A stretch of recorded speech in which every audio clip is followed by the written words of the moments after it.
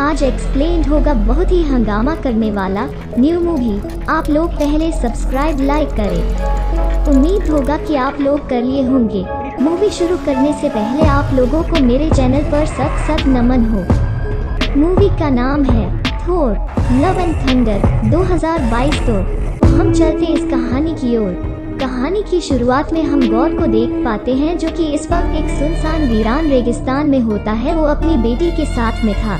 ना ही उसके पास कुछ खाने के लिए था और ना ही कुछ पीने के लिए। साथ ही गौर लगातार अपने मानने वाले देवता को पूछने लगता है। कहता है कि हम काफी ज्यादा मुसीबत में है, हमारी जान बचाइए। मगर लाख कोशिशों के बावजूद भी कोई भी उसका सहारा नहीं बनता है और भी दूर जाता है, आगे बढ़ता है। काफी समय भी हो गया था और गौर की बेटी अपना दम तोड़ देती है। इस वजह से गौर उसी रेगिस्तान में अपनी बेटी की समाधि बनाकर आगे बढ़ जाता है। अब इसे दूर एक जंगल दिखाई पड़ता है। इस वीरान रेगिस्तान में उसे लगता है कि शायद जरूर भगवान ने उसकी आवाज़ सुन ली, इसलिए वह सीधा चलता है। वो उस जंगल में पहुंच जाता है जहां पर इसे काफ़ी सारा पानी मिलता है। पहले तो वह ढेर सारा पानी पीता है और वहां से बाहर निकलकर उसे अपने सामने कुछ फल दिखाई पड़ते हैं जिन्हें जल्दी खाने लगता है, क्योंकि कई दिनों से भूखा था। मगर वो पीछे बैठा सूरज देव जिसे रापू कहाँ गया, कहता है तुच्छ प्राणी तू मेरे फल क्यों खा रहा है। जिस पर गौर का कहना था कि आप तो मेरे बुलाने पर आए हैं न, आप ही तो मुझे बचाया है। तो रापू बताता है कि यहाँ पर मैं तुझे बचाने के लिए नहीं आया, मैंने तो एक नेक्रोस्वर्णधारी का संहार किया हूँ और इसी खुशी को मनाने के लिए मैं यहाँ पर आया हूँ। खुशियों का नाम सुनकर गौर काफी ज्यादा गंभीर हो जाता है, क्योंकि उसकी जिंदगी से सारी खुशियाँ जा चुकी थी। उसकी एक बेटी थी जिसे वो भगवान से प्रार्थना करके बचाना चाहता था, मगर उसके पास वो भी नहीं। अब गौर वहाँ पर रापू से कहता है कि आपको पूछने वाले तो खत्म हो चुके हैं, मैं सिर्फ आखिरी बचा हूँ। तो रापू कहता है कि देवताओं को खुश करने के लिए हमेशा बलि लगती है। अगर तेरी बेटी मर भी गई तो समझ ले उसकी बलि मेरे पास में आई है। इस बात को सुनकर गौर को गुस्सा आने लगता है और वहीं पर नेक्रोस्वर्ड का एक ऐसी तलवार थी जो कि देवताओं के संहार, देवताओं को खत्म करने के लिए बनाई गई थी। वो चुपचाप उसके हाथ में आ जाती है, जिसके बाद तो गौर रापू को वहीं पर तलवार से मार देता है और यह कसम खाता है कि जिन देवताओं को हम पूजते थे, मदद की गुहार लगाते थे, मगर वो तो इस लायक ही नहीं कि हम उन्हें पूजे। इसलिए आज से गौर एक कसम खाता है कि आज से हर देवता, हर भगवान को जान से मार दूंगा। चेंज होता है। हैदराबादी मियाँ बोले तो गौर की तरफ, जो कि बच्चा लोगों को बता रहे थे थोर मियाँ की कहानी कि कैसे वो उन लोगों के लिए लड़े जो खुद के लिए नहीं लड़ सकते थे। बचपन से ही थोर का मानना था कि बेसहारों की मदद करना है। उसका कैसे मुलाकात गर्लफ्रेंड जीन फोस्टर से हुई, पर जल्द ही वे दोनों अलग भी हो गए। उसके माता पिता, उसके भाई और हर कोई जो भी उससे प्यार करता था उससे बिछड़ गए या तो फिर मारे गए। मगर थोर की बात खास, उसने दूसरों के लिए लड़ना कभी नहीं छोड़ा। जिसके बाद थोर ने गार्डियंस ऑफ गैलेक्सी को ज्वाइन किया और उनके साथ मिलकर न जाने कितनी लड़ाइयाँ लड़ी, मगर हर वक्त उसके दिल में सिर्फ एक ही यादें थी, वो भी जैन फोस्टर की। अकेलेपन में थोर इतना डूब चुका था कि उसने जनजाति संसार से अपने आप को दूर कर लिया और एक साधु की जिंदगी जीने लगा। मगर जब भी कोई इसे मिलता कहता थोर तुम्हारे बिना लड़ाई जीता नहीं जा सकता, तो ये बात सुनकर उसके अंदर का सैनिक जाग जाता था। तभी हम देखते हैं यहाँ पीटकवल पहुँचता और थोर को कहता है कि एक और जंग है जिसे हम तुम्हारे बिना जीत नहीं सकते हैं। तभी थोर स्टोनब्रेकर को जमीन से उखाड़कर हैरी पॉटर की झाड़ू बनाकर उस पर बैठकर उड़ जाता है और फिर पहुंचता है युद्ध में, जहां पर बाकी की गार्डियंस ऑफ द गैलेक्सी की फोर्स अपने दुश्मनों से लड़ रही थी। राजा एकार्ट थोर के पास आता है और बताता है कि हमारे ऊपर इन लुटेरे ने हमला कर दिया है और सिर्फ तुम ही हो जो हमें बचा सकते हो। हमारी जिंदगी बिल्कुल सही चल रही थी, मगर किसी ने आकर हमारे देवता को मार दिया और फिर बाद में लुटेरे आ गए जो कि हमें लूटने लगे। जिस पर थोर यह मंदिर वापस दिलवाने का वादा करता है और स्टोनब्रेकर उठाता अपनी पावर को एक्टिव करता है और बन जाता है माइटी थोर। ये लुक दर्शकों को काफ़ी पसंद आया और आपको कैसा लगा कमेंट बॉक्स में ज़रूर लिखें। यहाँ पर वह एक एक करके सारे लुटेरों को धो रहा था और एक बार तो लेग लैंप स्ट्रैच करके गाड़ियों को एक साथ रोक देता है। लंबी लड़ाई चलने के बाद उन लुटेरों गुंडे से जीत तो जाता है, मगर इस लड़ाई में यह एकार का पूरी टेम्पल ध्वस्त हो जाता है, जिसके बाद सीन शूट होता है कहानी की लीड फीमेल कैरेक्टर पर, यानी थोर की प्रेमिका जीन फोस्टर के तरफ। इस वक्त उसे 4th स्टेज कैंसर हो चुका था। वहीं पर डार्सी बैठे थी। डार्सी पूछती हैं कि तुम्हारा आशिक कैसा है, मगर जीन उसकी बातों पर कोई ज्यादा ध्यान नहीं देती थी, क्योंकि थोर और जीन का ब्रेकअप हो चुका था और 8 सालों में वो एक प्रोफेसर बन चुकी थी। साइंस के काफी बड़े बड़े थ्योरी और लेक्चर दिया करती थी। इसी तरह एक दिन उसका ध्यान वाइकिंग्स की किताब पर जाता है, जिसके अंदर थोर के हथियार यानी कि म्यूनिट के बारे में लिखा था, जिनमें शामिल थी स्ट्रेंथ और गुड हेल्थ। और यहाँ मैनवन बलकारी को देखते हैं, जो कि इंसानों के साथ अपने बसाए हुए न्यू एसगार्ड के लोगों के साथ रह रही थी और इनका इंसानों के साथ काफी अच्छा रिश्ता भी बन चुका था। अब यहाँ न्यू एसगार्ड में थोर, ओडिन के और लोकी का एक शो चल रहा था। यहाँ पर ये लोग थोर के कारनामे को शो करके दिखा रहे थे। नेक्स्ट सीन में हमें वही मैनर जो थोर का पुराना हैमर था, कांच में रखा बोतल में पड़ा देखते हैं, जो कि इसके टुकड़े हो चुके हैं, मगर जेन के वहाँ पर आने से वहाँ सभी टुकड़े हिलने लगते हैं, मानो उनमें जान आ गई हो। इधर थॉन को एकार 2 बकरी भेंट करता है, क्योंकि उन्होंने इन सब की जानें बचाई हैं, तो बदले में कुछ तो देना ही था। जिसके बाद कि सभी अपने शिप में आ जाते हैं, लेकिन पीटर्स अपने एडवांस्ड कम्युनिकेशन को चेक करता है तो पता लगता है कि काफ़ी सारे देश या फिर कहें काफ़ी सारी सिविलाइजेशन जिन्हें मदद की ज़रूरत है, हर कोई उन्हें बस यही मैसेज कर रहा था कि मदद की ज़रूरत है, हमारे देवताओं को मार दिया गया है। तभी थोर की नज़र सीप पर पड़ती है, जो कि थोर के फर्स्ट पार्ट में थोर की बेस्ट फ्रेंड हुआ करती थी। यह सुनकर थोर और अपने बाकी साथियों से कहता है कि हमें उनके देश को बचाना होगा, जबकि क्वील का कहना था कि और भी तो लोग हैं, उन्हें भी तो मदद की ज़रूरत है, तो क्यों ना हम अलग अलग जगह जाकर उन सब की मदद करें। इस बात से थोर भी कहता है ओके। फिर अपने स्ट्रॉक ब्रेकर और साथ ही बेस्ट फ्रेंड कॉर को लेकर बाय फोर्स खोलकर सीधा अपने बेस्ट फ्रेंड के पास पहुंच जाता है, जहां वो देख पाते हैं कि फैल्केरिया के देवता फैलिका को किसी ने मार दिया है। वहीं उसे सिर्फ पड़ी मिलती है, जिसका हाथ कटा होता है। वो थोर को बताती है कि जिसने उन्हें मारा उसका अगला टारगेट एसगॉड है और वहीं पर जा रहा है, जिसके बाद एंट्री होती है कहानी के विलेन गॉड की, जो कि पहुंच चुका होता है न्यू एसगार्ड में। अब उसके पास नेक्रोशोर्ड की तलवार होती है, उसकी मदद से ये अलग अलग प्रकार के दानव बना देता है और यह दानव पूरे शहर को तबाह करने लगते हैं। मगर तभी वहां पर एंट्री होती है बल्किरी की, जो कि उड़ते घोड़े से आकर उन सभी दानवों का विनाश करने लगती है। मगर इसी बीच थोर भी आ जाता है और उन सभी को रोकने लगता है। इन सभी जानवरों की गिनती ज्यादा बढ़ती ही जा रही थी कि तभी थोर के अपने पुराने हथियार मैन्यूट पर पड़ती है। उसे फील होता है कि यहाँ पर एक और तगड़ा योद्धा है, जो कि उसकी तरह बलवान है।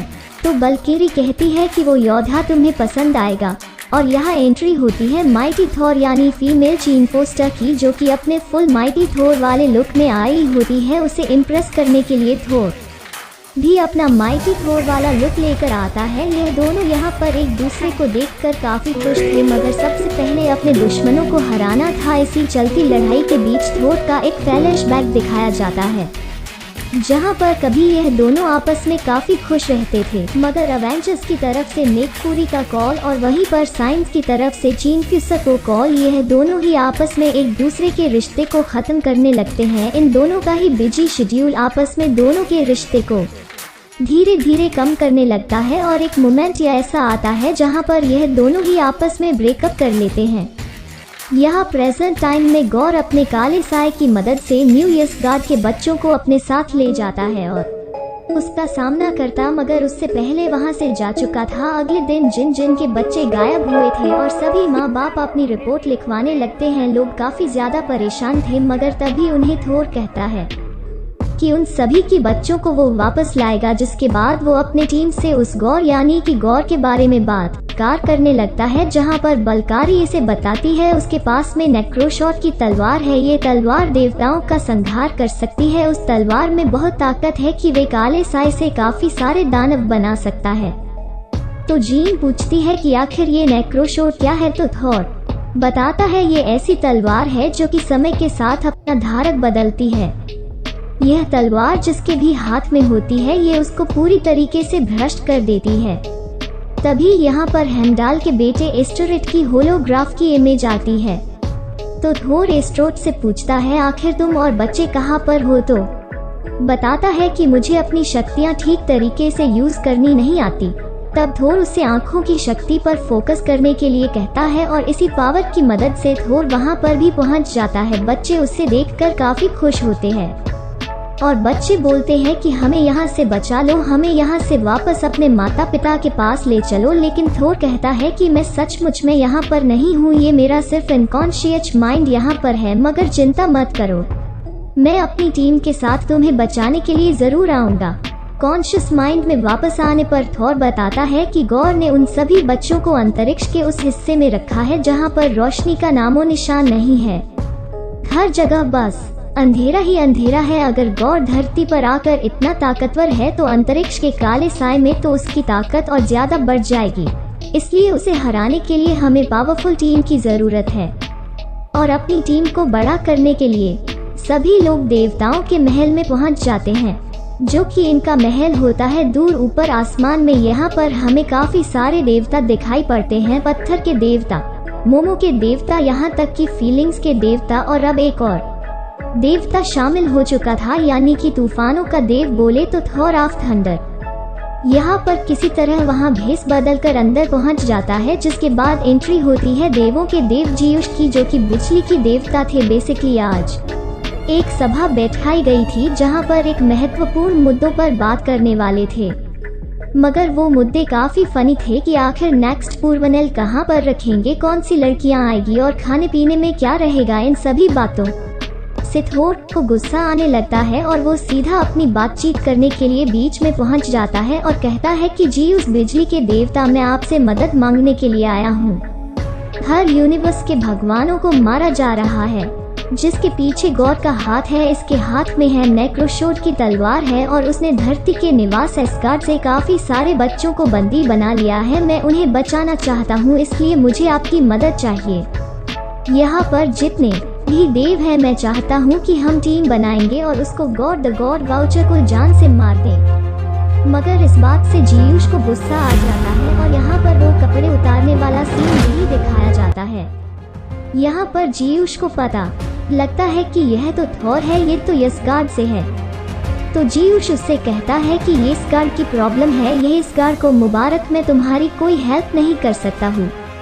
वहीं दूर बैठी वॉल्कारी और साथ ही चीन पोस्टर यह सोच लेते हैं कि उसके हाथ में जो थंडरबोल्ट है, अगर वो मिल जाए तो हम गौर का सामना कर सकते हैं। इसी वजह से संदर्भ में छुड़ाने के लिए यहाँ पर इन सभी की लड़ाई देवताओं से हो जाती है और काफी फाइट होती है, जहाँ थोर और बाकी टीम मिलकर देवताओं से लड़ रहे थे।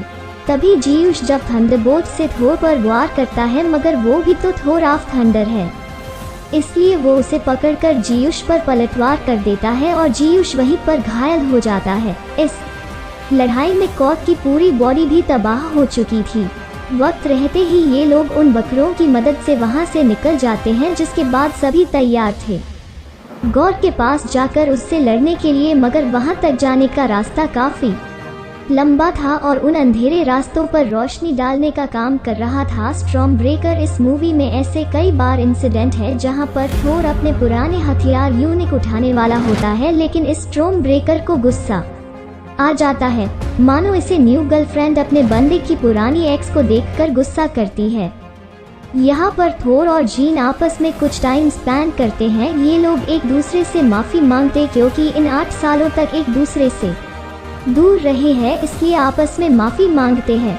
हालांकि जैन बताना चाहती थी कि उसे 4th स्टेज कैंसर है, मगर यह बात तो उसके मुंह से निकलते निकलते इसी बीच इनका शीप पहुंच जाता है गौर की प्लानिट पर, जहां पर सिर्फ अंधेरा और यहाँ सारा अंधेरा मिलकर रोशनी को ख़त्म कर देता है। इसलिए यहाँ से कुछ देर के लिए मूवी ब्लैक एंड वाइट में चली जाती है, मगर यहाँ पहुँचने के बावजूद भी बच्चे इन्हें दिखाई नहीं पड़ते। तभी वहाँ पर जो उनकी नज़र एक बच्चे की पेंटिंग पर जाती है, जिसमें ड्रॉ हो रखी थी इटर्निटी की फ़ोटो।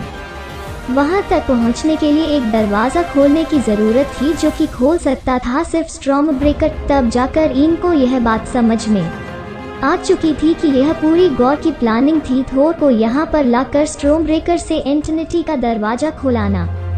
इसलिए उस स्टॉर्म ब्रेकर को काफ़ी दूर फेंक देता है, जिसके बाद एंट्री होती है गॉर तक वाउचर के, जो कि अपने काले सायों की मदद से इन तीनों को ही बंदी बना लेता है और थोर से पूछता है कि आखिर तुम्हारा स्टॉर्म ब्रेकर कहाँ है, हमें उसकी ज़रूरत है। वो अपनी ताकत की मदद से थोर अपनी हाथ खोलने की कोशिश करता है, मगर थोर अपनी पूरी दम से मुट्ठी को बंदी रखता है। गॉर इस बात को जानता था कि वो हमेशा दूसरों के लिए लड़ता है, इसलिए अपना शिकार जीन फोस्टर और वेलकारी को बनाता है।